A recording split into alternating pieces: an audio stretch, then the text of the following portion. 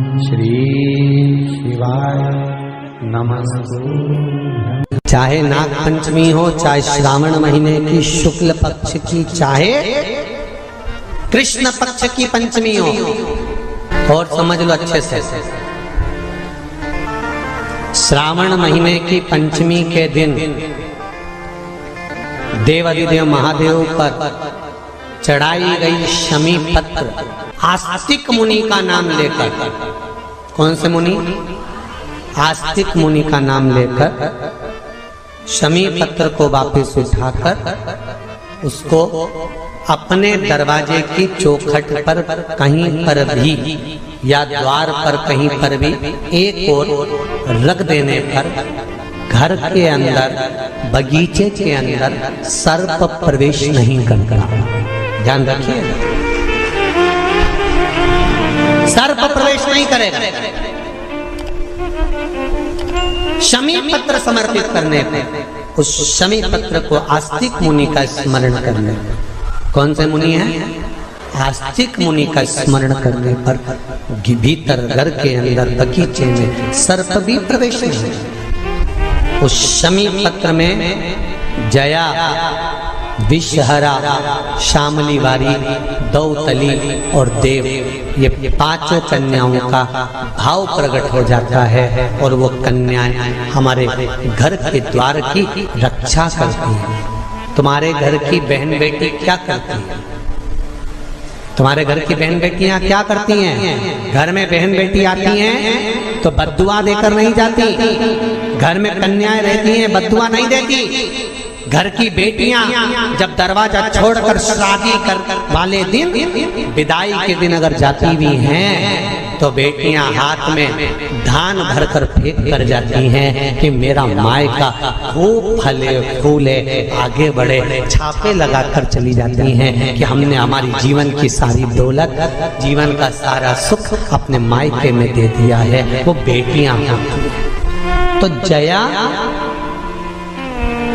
विषहरा, शामली बारी, दौतली, देव, ये उस घर में निवास करती हैं जिससे ये पंचमी, कौन सी तिथि? पंचमी।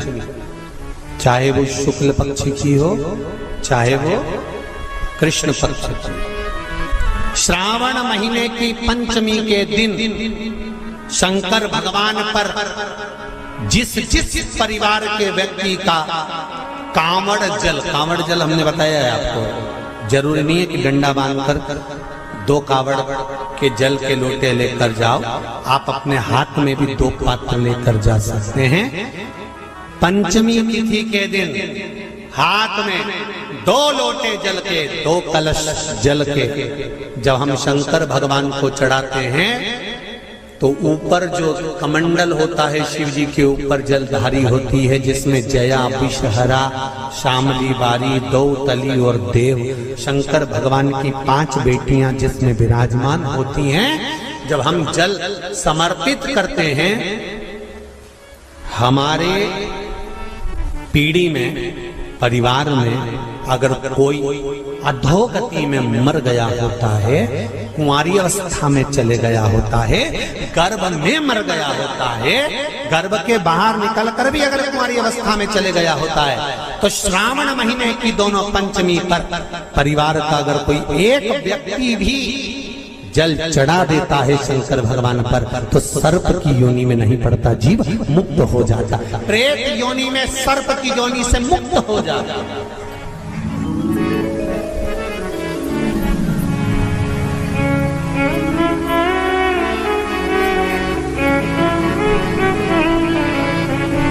महाराज, हमारे यहाँ सांपों की पूजन कौन से दिन होती है, कौन सी तिथि में करते हैं? जम के बोलो जरा। नाग पंचमी।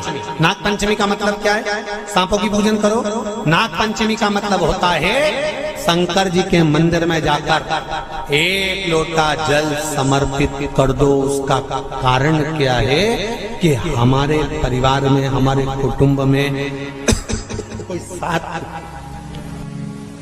कुटुंब में, परिवार में कोई 7 पीढ़ी के अंतर्गत भी अगर कोई जीव तड़प रहा होता है, पड़ा हुआ होता है, उसकी मुक्ति नहीं होती है, तो पंचमी का चढ़ा हुआ जल उस जीव को प्राप्त हो जाता है और वो जीव तर जाता है, उसका फिर जन्म नहीं होता, वो तर। इसको मुक्तता कहता है, इसको मोक्ष कहता है।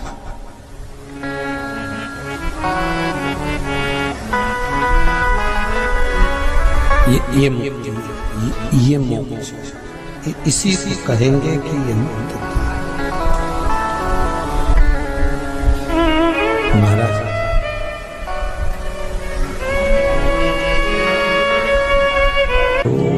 चाहे नाग पंचमी हो, चाहे श्रावण महीने की शुक्ल पक्ष की, चाहे कृष्ण पक्ष की पंचमी हो, और समझ लो अच्छे से,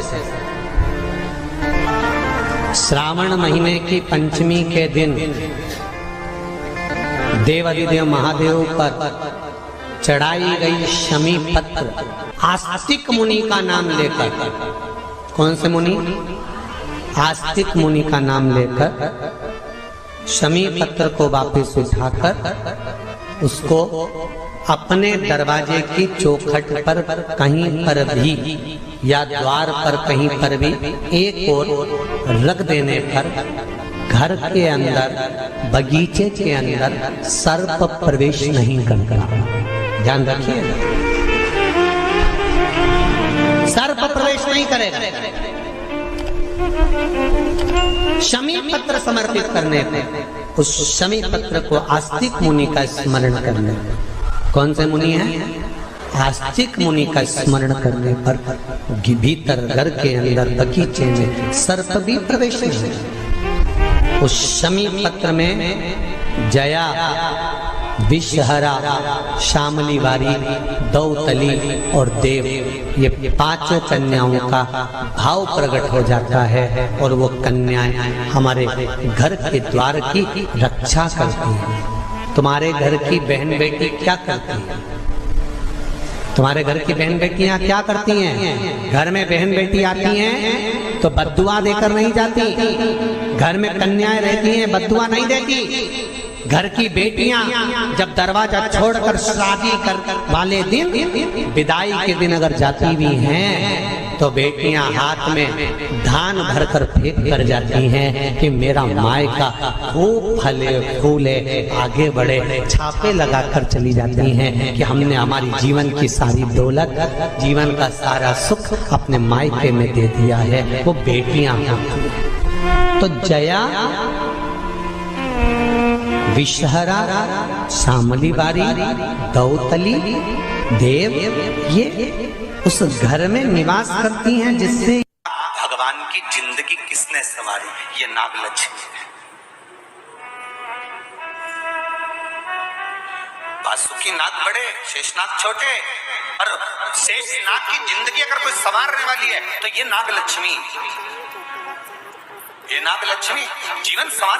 नागलक्ष्मी शिव जी की आराधना में लगी, शंकर के अनुमोदन में, शिव की भक्ति में दिन रात डूबी रहती, दिन रात।